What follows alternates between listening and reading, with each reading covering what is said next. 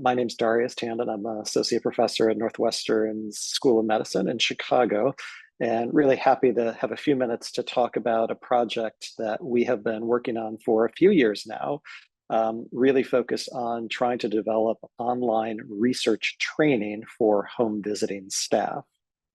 So let me just start by, sort of contextualizing, why we decided to do this. And I'm going to start by just talking at a high level about the notion of community engaged research. So many of you are familiar with it. I was heartened to see earlier when we were doing the polls that many of you want more information, on this topic, which is certainly something that HARC is thinking about doing over their next, funded grant period. So community engaged research, how is it defined? It's an approach to research that incorporates input from people who the research outcomes will impact and involve such people or groups as equal partners throughout the research process. So if we think about that in the context of home visiting research, we could probably think of other, key partners, but these would definitely include folks like home visiting managers, home visiting supervisors, families that are being served by home visiting programs, as well as home visitors themselves. I also want to acknowledge that HARC really emphasizes and talks about partnership as a hallmark of the work that they do.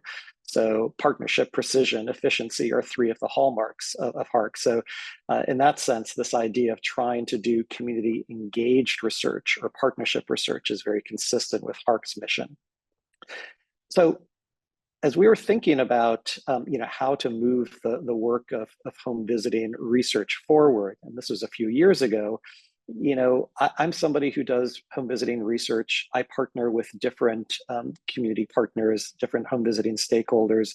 And the second bullet point was certainly true of the work that I did as well, that a lot of my partnership was really with model developers, program managers, program supervisors.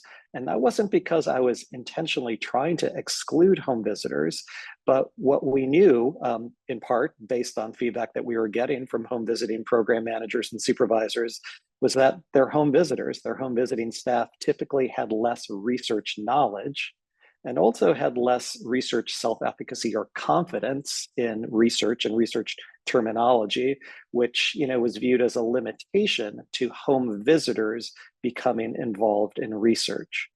So with that said, what we did was propose a project to the Patient-Centered Outcomes Research Institute with a long-term goal of increasing the number of home visitors who provide what we refer to as consequential feedback. And I think that word actually is important. You can get feedback, you can ask folks questions, but not meaningfully involve them. So consequential feedback on home visiting research to ensure its relevance and usefulness to home visiting families and the families they serve. And the short-term goal was to develop an online training, which we referred to as PROMISE, Patient-Centered Online Training and Methods and Design to Advance Home Visiting Research. And this online training was developed specifically for home visitors on research methods, research design, and dissemination of research findings, with the idea that this online training would, as I mentioned a moment ago, increase home visitors' research knowledge and research self-efficacy. So again, quick presentation. So I'm just giving you sort of the 30,000-foot view. This online training has 4 modules. Each module lasts approximately 20 minutes. The modules focus on research design, research methods, data analysis and dissemination of research findings. And then the 4th module is actually 2 home visiting case studies that tie together content found in modules 1 through 3. So the second bullet point is an important one. Many of you probably, will say, well, there are these research trainings that exist, right? I mean, you could do like a Research 101, Google search, and you would find all sorts of things that come up. But one of the things that we knew when we were proposing this project was those existing trainings, they are not specific to home visiting research. And we thought that was a big gap. So in developing these 4 modules, the examples that are found in these modules are very specific to home visiting research to increase their relevance for home visitors and home visiting staff.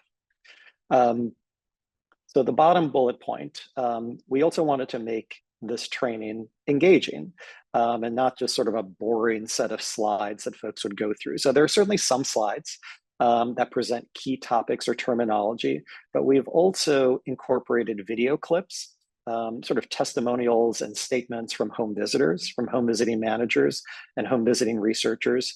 And we've also developed a few animation videos, which are intended to be engaging and really highlight key terminology. I will say it's been very fun to sort of develop these animation videos. And I will also say they're very costly. I mean, they're cool, but they're very costly. So won't go through all of this detail, but I figured folks might be interested in knowing a little bit more about what falls into these 4 domains. And again, 20-minute domains, we can't cover a ton of content, but what we wanted to focus on were some key concepts, some key terminology, key areas that we thought would be beneficial for home visiting staff to feel more comfortable and conversant in.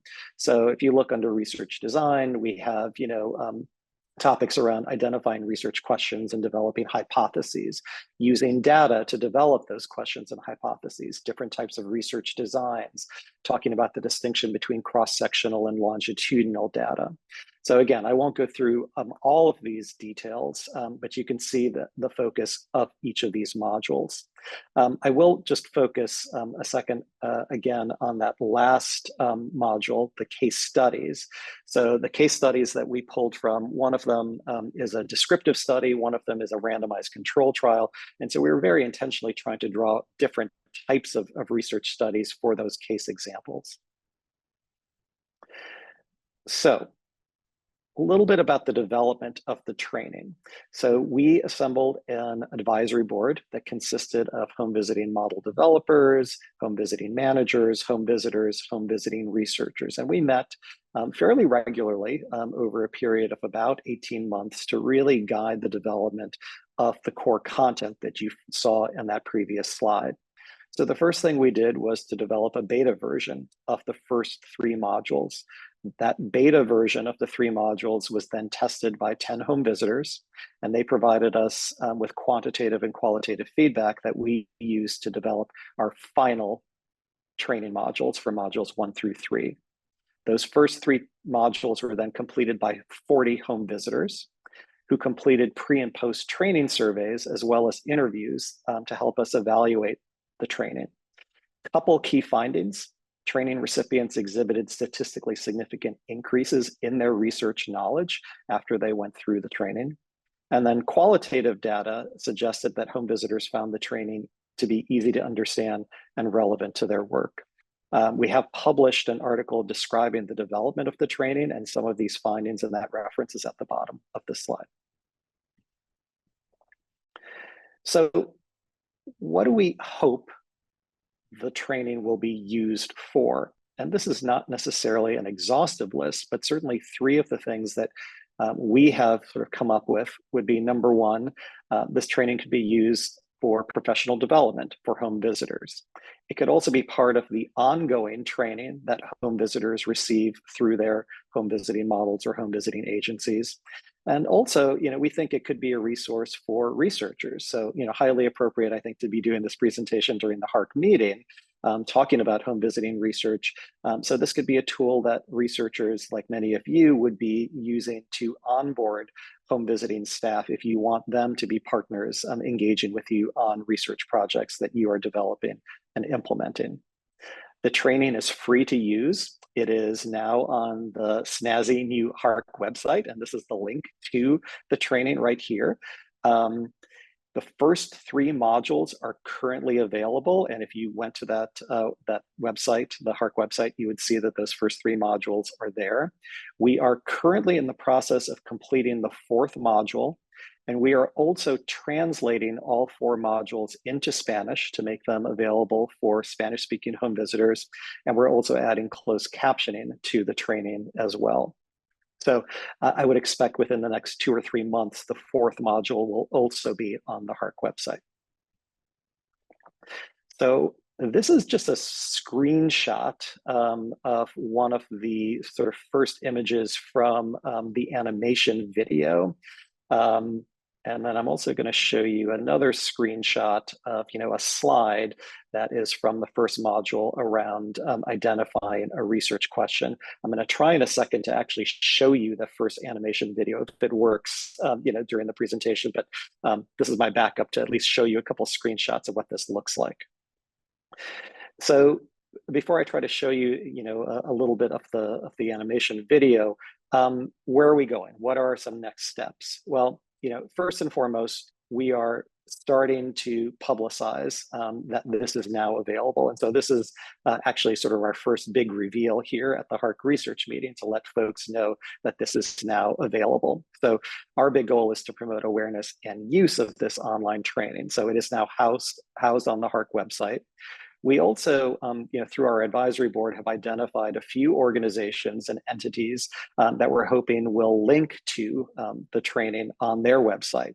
So home visiting models, state home visiting agencies, nonprofit organizations.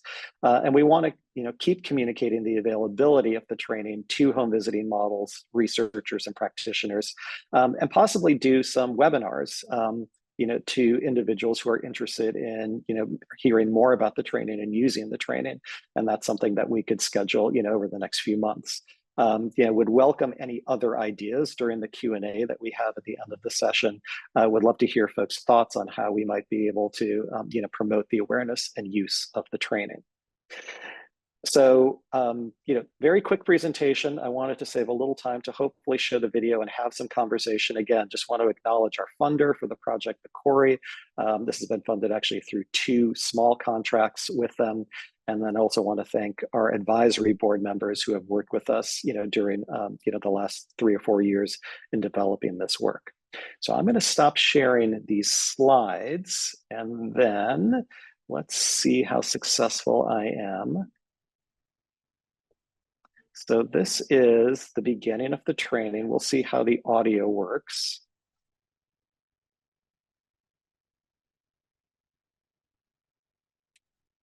Can folks hear the audio? No, okay.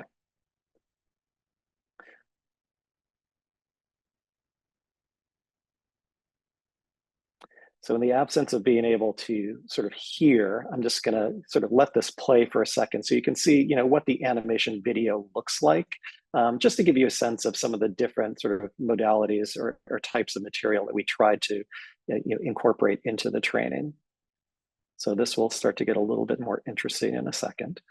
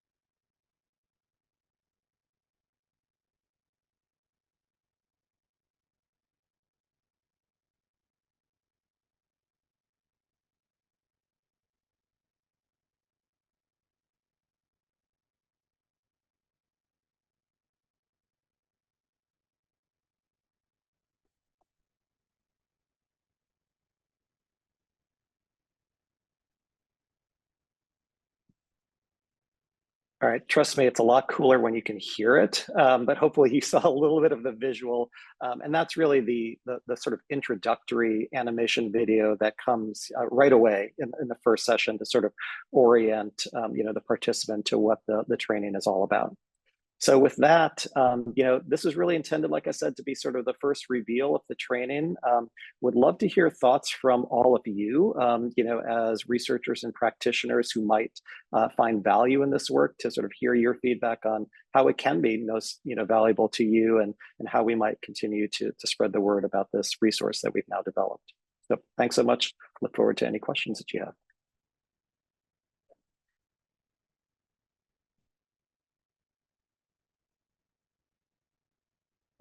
Darius, while you're waiting for questions, I just wanted to point out that there is a comment in the chat from Corinna, who says, I can see this training being a great onboarding refresher for state and local research staff as well.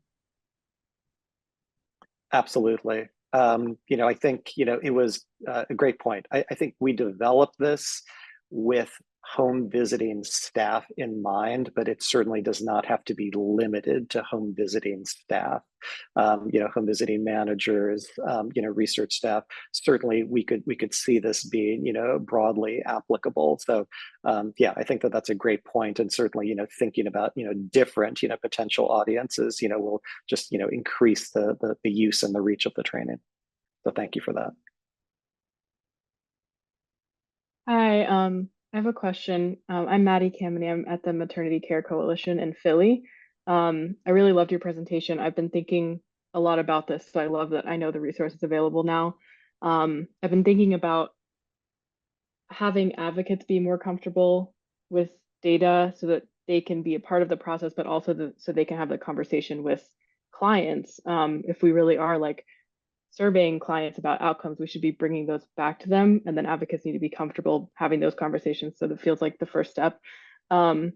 But I'm just curious, like I've been wondering how to approach this as to not make it feel like extra work, like extra responsibility. I don't know, like, is this something that you were envisioning as like voluntary for people who are extra interested in data, or like, I don't know, I'm just, I'm worried about like advocates' capacity. So that's what's been on my mind. I'm just wondering how you guys were tackling that.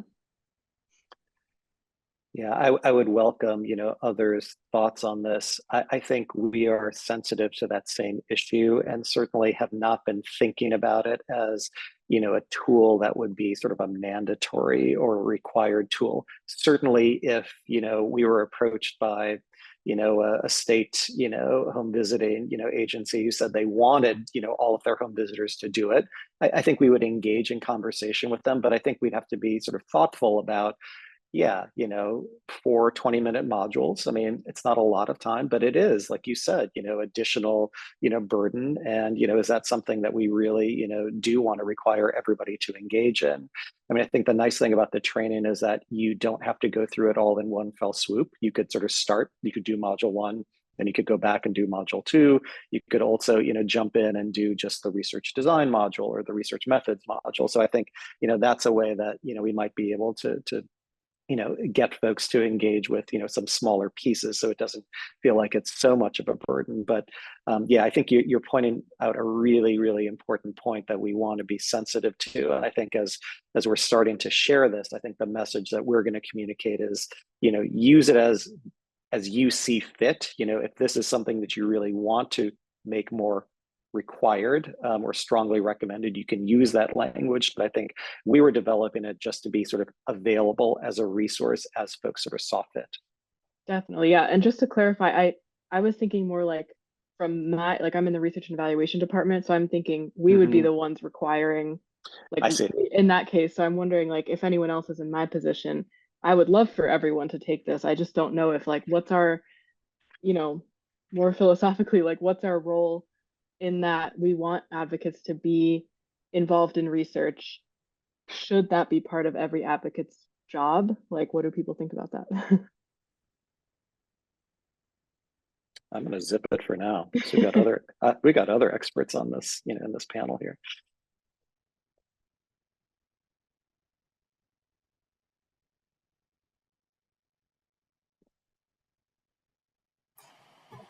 Well, I'll say a little something. You raise the issue of job expectations, right? And I was thinking as you and Darius were talking, maybe, about how, I think it's part of adult learning theory, right? That adults pay attention more and they learn more when what is being presented is relevant, they see as relevant.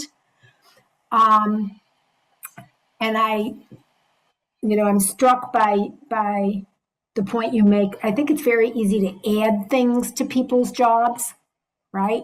Yeah, they can do this, and yeah, they can do that, and then people become overburdened and frustrated and lose their sense of efficacy, say. So I think it starts with identifying what is it that you want to be different as a result of them having been trained, right?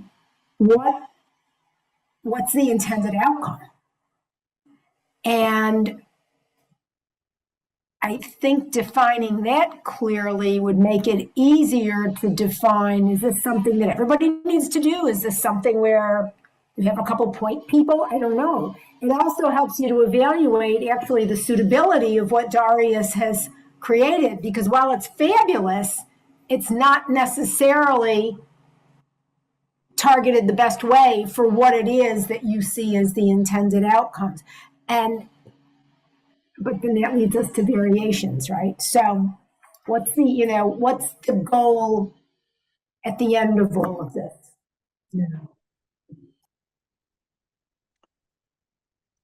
Yeah, I have a Sienna. suggestion too. Yeah. And maybe to the extent that you can bring people on the inside in as champions. So, identify a few, staff members who are somewhat or maybe even very excited about research and, see its relevance and its importance, have them take the training, but then have them be the champions and the promoters of it with their colleagues.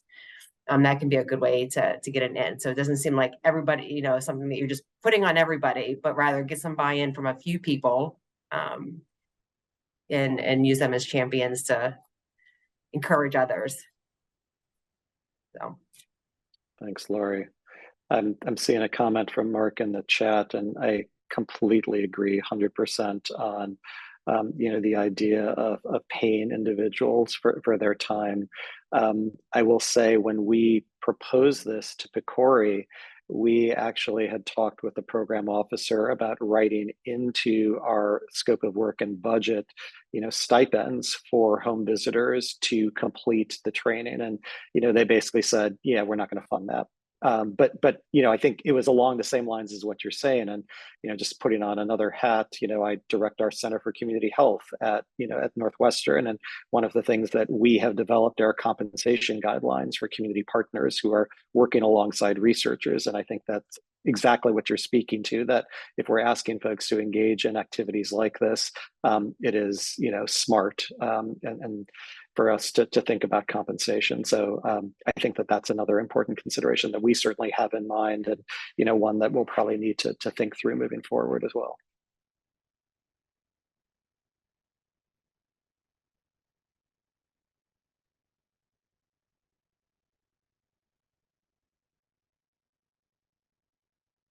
Couple more minutes before I know we need to break. I just wanted to briefly point out, in talking with home visitors at Healthy Families Massachusetts, they are offered a wide range of professional development opportunities and trainings on a regular basis on a broad range of topics. And that is something that people have reported really is exciting to them. It's a benefit to their job. It does help expand their professional experiences, and it is something that can potentially contribute in future roles. And especially where there is sometimes limited professional growth opportunities within the home visiting role, that feels like a way to kind of expand one's learning and skill set. So perhaps as one of the offerings for people who are really excited about research, that could be a nice place to fit this in. And I think, those who choose to do it, as others have said, would be good. Would enjoy it, and also potentially get others excited about it too.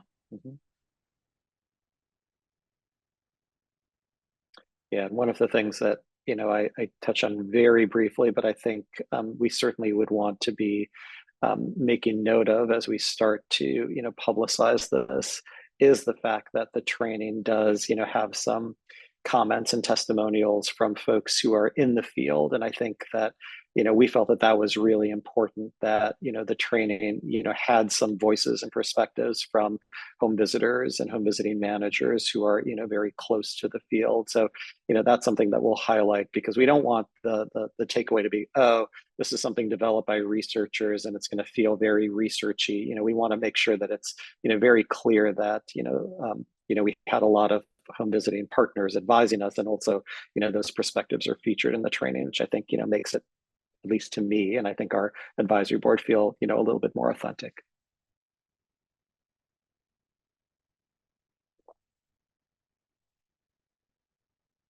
Other comments, thoughts, reflections? Just a comment, Darius. I think you did a great job actually pulling this together and putting it together. You know, and it looks like an interesting training. You know, one of the things I go back to, I was involved quite a while ago now, and kind of the participatory research and evaluation movement with people with disabilities. And you know, like in the issues of many of the same issues came up, and you know, the idea that if we're being paid to sit in these meetings, the people with disabilities should be paid to sitting in these meetings as well. They're helping us plan our research. They should be remunerated for their, you know, for their work. So kind of discussion of that, about that. But one of the things that comes up too, and if you read some of the, you know, you're reading the literature about what goes on, is one of the reasons we do the participatory research is we bring these people in because they're not researchers, because because they live in the communities, because they're being researched upon, and that, you know, we want them to bring kind of that non-research perspective into the participatory process.